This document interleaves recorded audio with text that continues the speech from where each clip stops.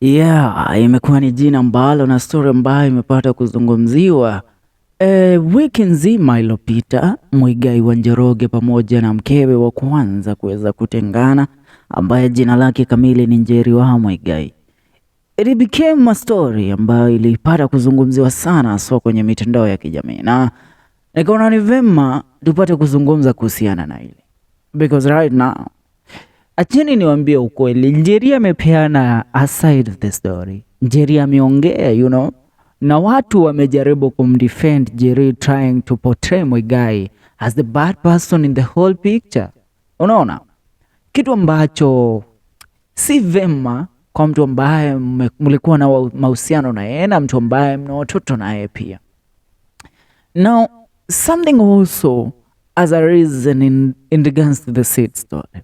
Unajua wanawake nchini Kenya sio wale wanajiita good wives na wale ambao ndio wanawake wa kwanza katika ndoa. Kuna kitu fulani wamezoea hivi, na how should I call it, inaitwa victimization, yani kujifanya yeye ndio victim wa hiyo circumstance. Na wanaume wamekuwa tu wa kimya. Tukiangalia wanze na kule kwa Samido mwenyewe aliondokea ndoa yake na Eddie, ila sasa yupo kule Boston. No, kuna Muthee Kienge na Kezia wa karaoke. Kezia also pulled the card of victimization. Now here comes Njeri wa Muigai. Na kuna kitu fulani hivi amepata kukisema Queen Stacy ambaye ni mkewe wa pili Muigai wa Njoroge, na ni kitu ambacho kimeweza kupata attention ya Wakenya kwa jumla. Queen Stacy amesema hivi: ile siku Muigai atazungumza, ile siku Muigai wa Njoroge atazungumza, na tiga ide mwire gathuri gaka gakoragwo kai very intelligent.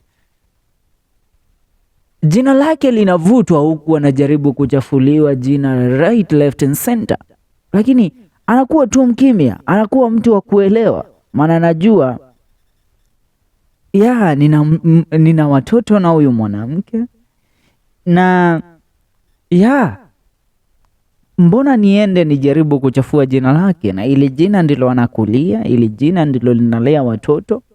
At the end of the day, mimi sijali yale ambayo anayasema. Jambo ambalo now, unajua you can take something for too long.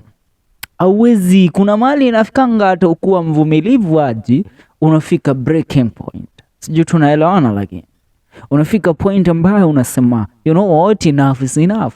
I also have my side of the story. Natiga ide mwire. The side of the story ya Muigai wa Njoroge, kuna fununu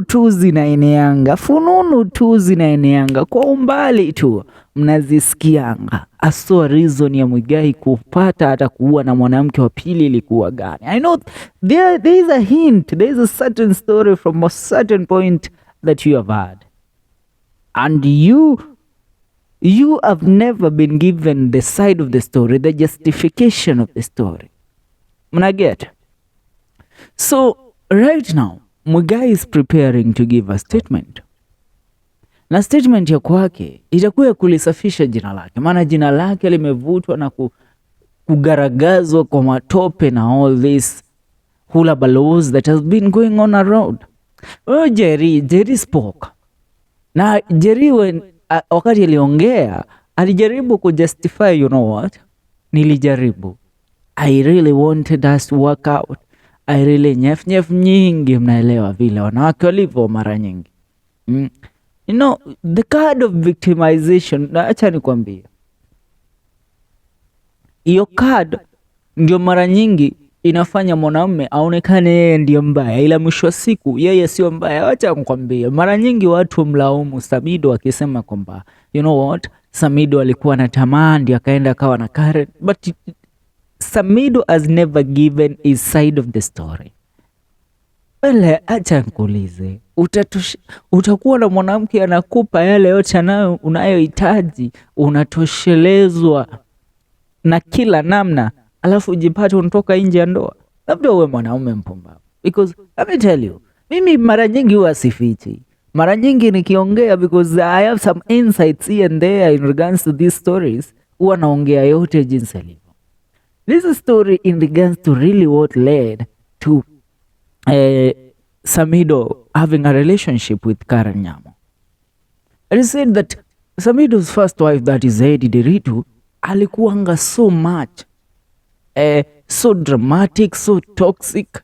Unjua mwanaume anatoka kazi, unafika nyumbani unaambiwa rudi kwa wanawake wako, sijui umekuwa malaya nini nini. Na sasa hiyo umetoka kazi, umetoka kuperform, and she should understand that wewe ni msanii na unapiga kazi ya nini, ya entertainment. Utapiga picha hapa na pale na madem, na alafu waende post kwa mitandao. So you as a woman seeing that coming and bringing the dramas onto me, that tears me off, that tells me that you don't trust me, that you see I have a certain agenda. Na hiyo ndio ilisukuma Samido mara nyingi anajipata akitoka akimaliza show zake alikuwa analewa sana. If you know the story of Samido, let me tell you, because there are insights in regards to that story. His side of the story, he has never told it.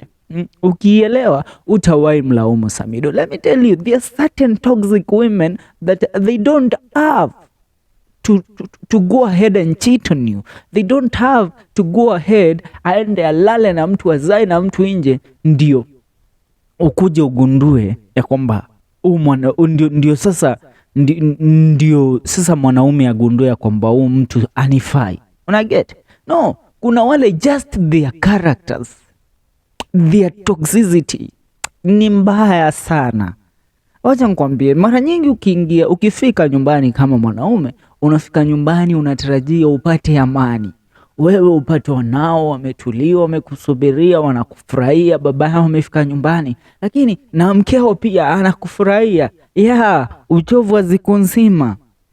Unaoshwa miguu, unakandwa yani. Lakini unapata pale amekusubiria, ni kama unaingia vitani tena, yutupo ugani yani, nikaa tunagaragazana tu, yani ni vita, it's a war. And let me tell you, there is nothing that is so dangerous than a war of emotions. And when it comes to women, they know how to play that war. So atakutorture. Me, I hate being tortured emotionally. So mwanaume akigundua imepitiliza, anatoka nje nje baba, anaenda mahali ambapo anapata furaha, mahali ambapo anadekezwa yani, mahali ambapo anapewa, anaulizwa utakula hiki, utaanza na hiki ama hiki. Na wewe hapo umemvalia t-shirt ya sengenge na unamwambia rudi kwa makaba wake. Pumbavu zako wewe.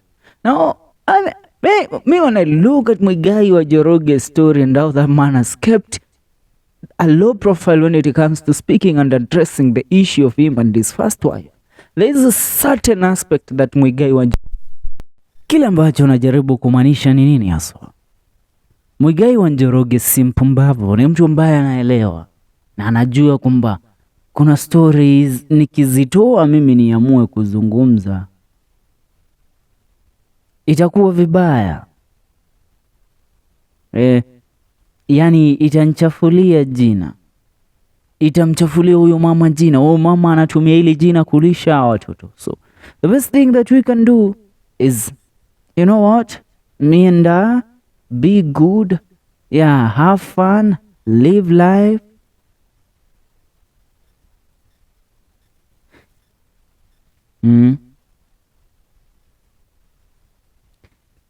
Unaona, hataki kuingilia, alafu unagundua Stacy ni kana kwamba Stacy anamwambia baba watoto zungumza, baba watoto zungumza bana.